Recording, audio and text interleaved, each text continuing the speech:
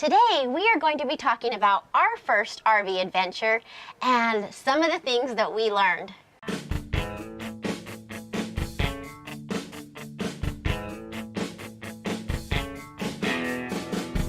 So thanks for joining us today. We are John and Holly with Let's Go Now Adventures. You know, our goal with Let's Go Now Adventures is to help you have a fun outdoor experience, create some lifelong memories, and then just to increase your camping confidence so that you can have an awesome adventure. That's right. So we put out videos about camping. So we do gear reviews, we do recipes for camping in the camp kitchen. We also preview some destinations, so you may find some different places to go camping. So we would love for it if you just like the video today and subscribe to our channel. Just hit the little button right down there, and that way you're notified when we do release new material. So shall we get started? Let's go. Hi, okay, so we are ready to go on our first adventure. We're so excited, and what do you think? I don't know. It's a little scary. It's a little frightening. We've pulled trailers before, but nothing this long and this heavy. So, you know, it's kind of freaking me out a little bit. Yeah, so we're used to tents, so tent camping. So having a trailer is a new experience, but it's going to be fun. I'm so excited. So here we go, pulling out. All right, let's go now. Okay, so today we are going to talk about our first RV experience, some of the mistakes we made and some of the things that we learned. Now, if you're a seasoned RVer, you can go ahead and just laugh right along with us. And if not, maybe you can learn something from the mistakes that we made. And one of the things is the first thing we did is we knew that safety was always going to be a big deal. So we started our trip, and we knew that we had to make sure that we were traveling safely. So that, we both independently checked the hitch, make sure the hitch pin was in, the safety chains were on. We even took the time to check all the air pressures on all 8 tires, the 4 on the truck and the 4 that were on the trailer. So important, right? Yeah, it really is, and if you don't do that as a regular practice, please do going forward.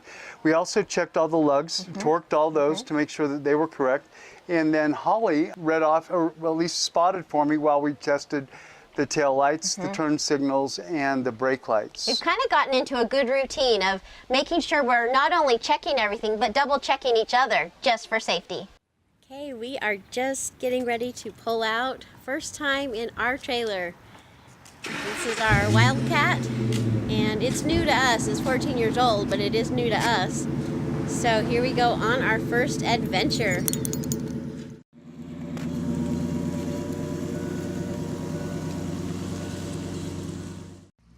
Okay, so we are in the car, headed on our first adventure. Hello, John. Just making sure everything's good. We haven't pulled a trailer before, so this is kind of a new experience. We pulled the trailer. Well, not a big trailer. Anyway, we're headed down to southern Utah, coral pink sand dunes today. So 5 hours, we'll see where we are. Okay, so this is where we're going to be going on our 12-day trip, and we'll just kind of show you. Our trip starts in Salt Lake City, Utah. We go first to Coral Pink Sand Dunes, which is at the border of Utah and Arizona, close to 3 national parks, Bryce, Zions, and the Grand Canyon. From there, we jump on over to Sand Hollow State Park, which is a great little reservoir for any water sports, kayaking, sailing, wakeboarding, water skiing, and even cliff jumping. And from there, we then went across town to another reservoir, Quail Creek State Park. Now, both of these state parks are close to the entrance of Zions National Park. In our last leg, we jump over to Snow Canyon State Park, my favorite. It's a gorgeous, gorgeous state park. Red rock formations contrasting the green foliage, and with Indian petroglyphs on the walls. It's just absolutely gorgeous. And then we head home, and that's 709 miles later. We are back in Salt Lake City, Utah. So before we get into the video about all the things that we learned, we just wanted to give you a quick preview of our trip.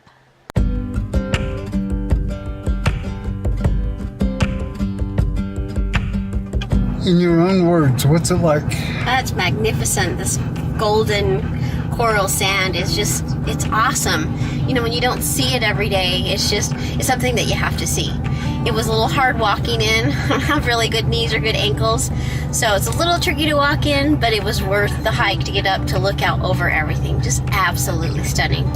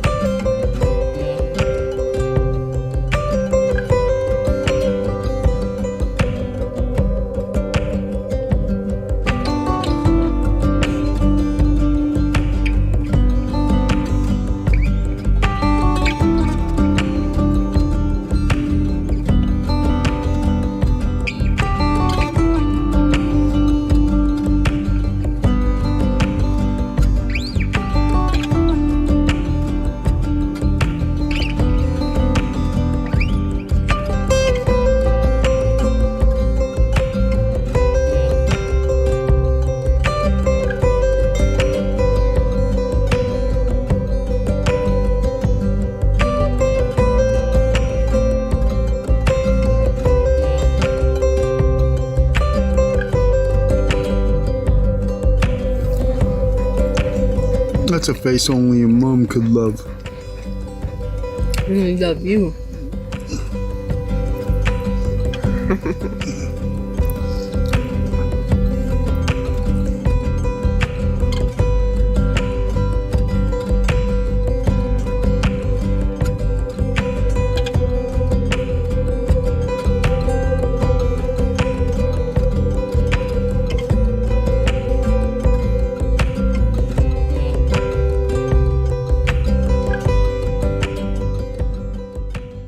So we were off on our adventure. Now we'd only been out probably a half an hour. We knew it was our first adventure, but as we were driving, we were wondering how everybody else knew it was our first adventure. So there was about 3 cars that passed us, and they were all going, and we're like, that is so odd. And then we realized what they were doing is they were signaling to us that we had an open window that was flapping around on the trailer. So we had to stop, pull over, find someplace safe, get off the freeway, and we then climb into the trailer, fix that, secure the window, and then we're back on our way. But a half hour later, no harm, no foul, we were back on the trip. It did cost us a half hour at a time. And we knew that we were going to anticipate some of the things that didn't go right. So one of the other issues that we had when we first left, it was a little bit of an issue to get the trailer brakes set right. Now, we'd had this truck before the trailer, so we'd used the trailer brake system before, but not with this truck. So getting it going at first, we didn't have the trailer wasn't braking at all. And so all the stopping power was coming from the truck.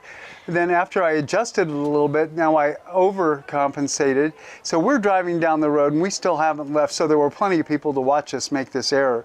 But we'd pull up to a red light and we'd be doing this number because the trailers were grabbing so hard. A little embarrassed, but no, once again. I don't know, I thought it was kind of funny. I was wondering when we would stop at a light what people were thinking, because we were doing this thing and they probably just thought we were learning a new dance or something. So we're off, we're driving, we get to our first stop, and believe it or not, the very first time pulling our trailer, we pulled up and we got out and the trailer was completely level. How'd that happen? I don't know. You can try and not be level. How did I just kind of pull in? I don't know. It was you guiding me. Being newbies that we are, we did everything correctly. We pulled in on a one-way street, which left on this pull-through site with our doors facing the road. The slide is facing the campsite. Come to find out, we could have gone the other way. We just didn't want to break the rules. Odd. Why would they have made a campsite like this? Now, it was a one-way street, so, you know, we pulled in the one way, and there was no other way. I mean, the RV had to be going that way, and I just this is just weird. It wasn't until, a couple days later that we went to leave that the park ranger came pulling up in his little buggy and said, did you know This makes me laugh. Did you know that you can have somebody help stop the traffic on the one way and you can come in backwards so that your trailer lines up better? I mean, we didn't know, but good to know. So maybe if you come upon this problem, you'll know that there probably is a good chance you can, adjust the things and come in backwards so that your trailer lines up with the campsite. Okay, wonderful, wonderful time we had at Coral Pink Sand Dunes. In fact, we will be doing a review on each of these campgrounds that we stop at. So stay tuned to watch for those because they'll give you a lot of good information. And I bet by seeing what we have to show you that you'll want to stop by.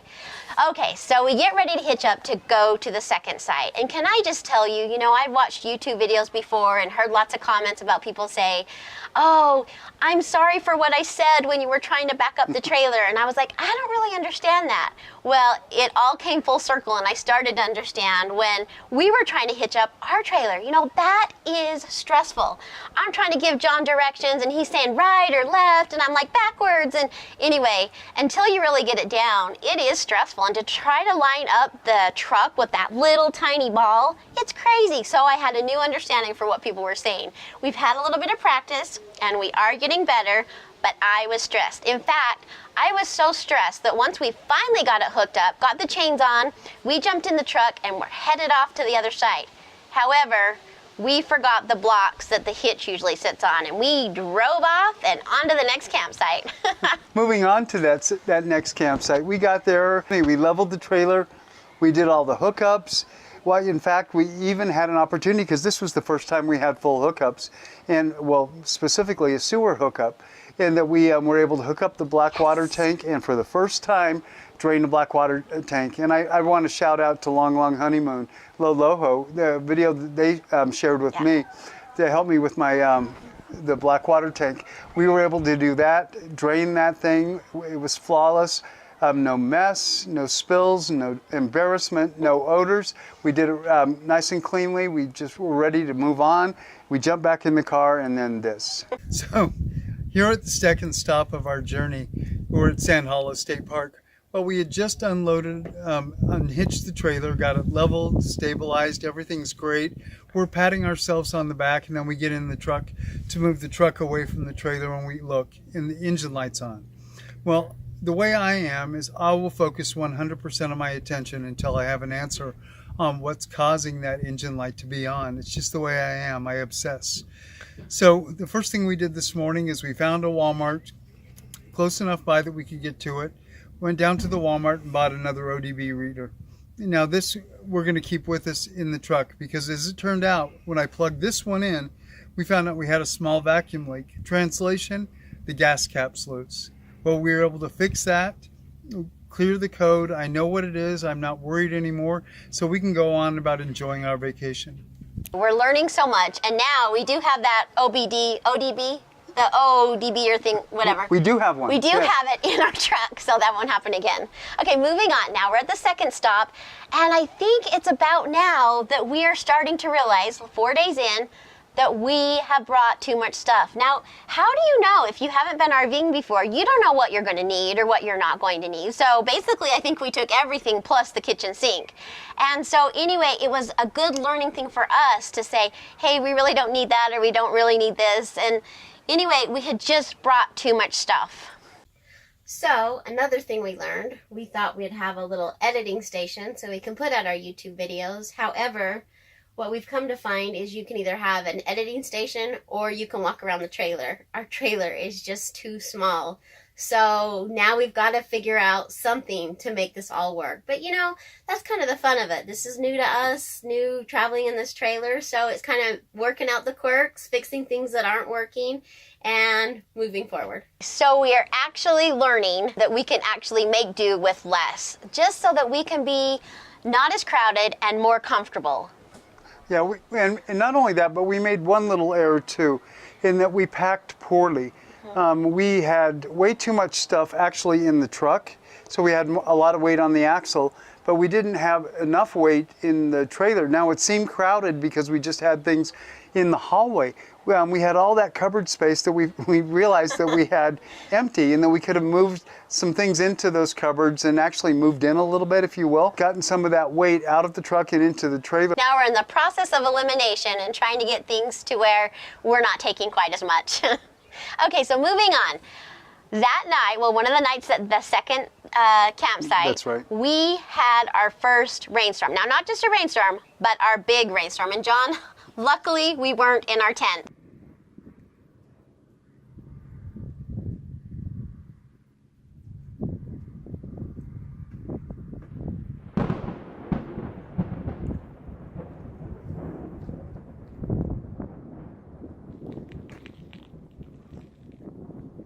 So, was this the kind of night you were thinking of when you convinced me to buy a trailer? Was this the kind of night you were thinking of when you convinced me to buy a trailer? Yeah, I don't think we could have done this in the tent. The tent would have been rough. Yeah, just a little bit.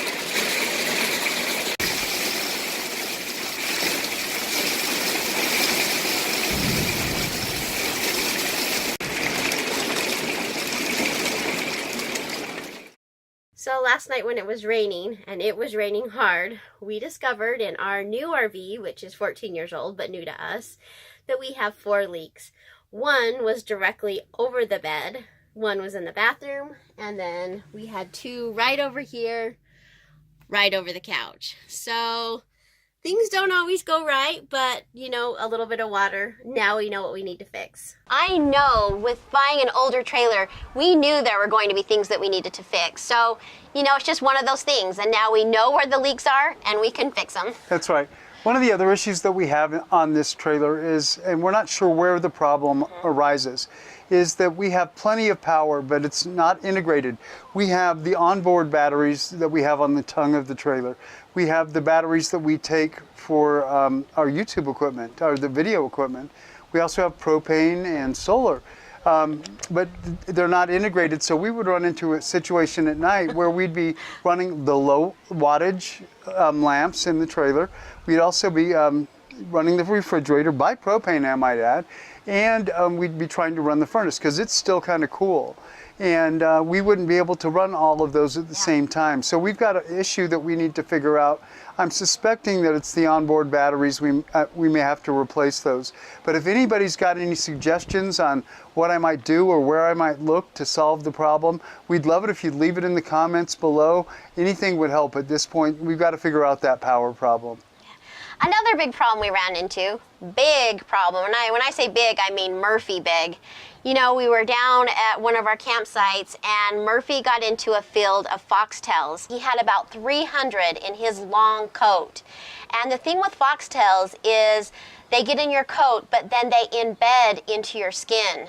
And so this required an emergency visit to the vet, and they actually had to, what's that word called? Not sedate. I was going to say seduce him, but they had to sedate him so that they could remove over 100 foxtails. And by the time they got to the point where they were removing him, the infection had started and he was kind of in a bad situation. So watch out for those foxtails if you have pets.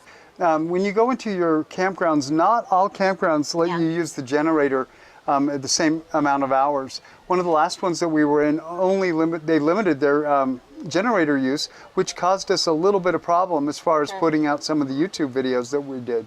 So what we ended up in this just paradise of a campground, but we did run into one problem. We had the batteries, because we left the other one without giving it enough time. We still need to have power to be able to do the videos, charge the video cameras, the lights, and the computers for editing those videos that we put out. We rolled in about 5:20 because we were doing what anybody else who visits this campground would do, or this state park, is that they would want to go explore and they would lose track of time. And the only time you can run your generator is up in 10 to 4. This baby puts out 100 watts. It has its own charge controller up to 20 amps. And what I've got is it's hooked to my battery box right here. And this is what we'll use if we need to do any editing or charge cameras, charge cell phones, lights, things like that. We'll power the YouTube stuff off of this. And then another one of our mistakes is actually figuring out how much gas was going to cost. Now, I think both of us kind of knew how much it was going to cost, but each time we would stop at a gas station to fill up, it was like, okay, this is all adding up, and I just don't think we fully realized. I think we knew it in our heads, but not in our pocketbook.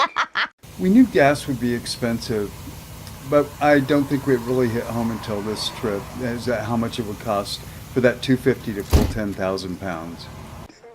We were sharing some of the mistakes, some of the misfortunes that we had on this trip. We don't want to give you any impression that it was just mistakes and misfortunes. Wonderful, wonderful times. We had a blast. So many wonderful memories that were made, and we saw some incredible things. Yeah. So thank you for watching today. Make sure you subscribe to our channel and hit that like button if you like the content that we put today. Just to let you know, and just to give you, we're going to send you out with a little bit of a video. This video is about the trip, and it does go to show you that we did have a good time, and we had some wonderful things happen to us.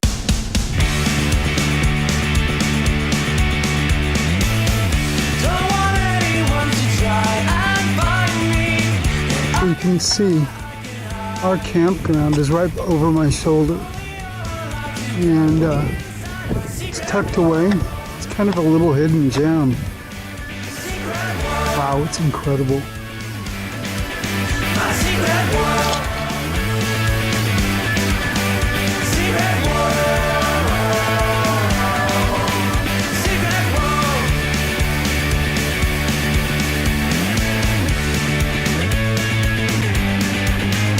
Secret world, secret world, my secret. So here we are on the last full day of the trip. As you can see behind me, unbelievable scenery, just absolutely gorgeous. Secret world, my secret world. Wonderful.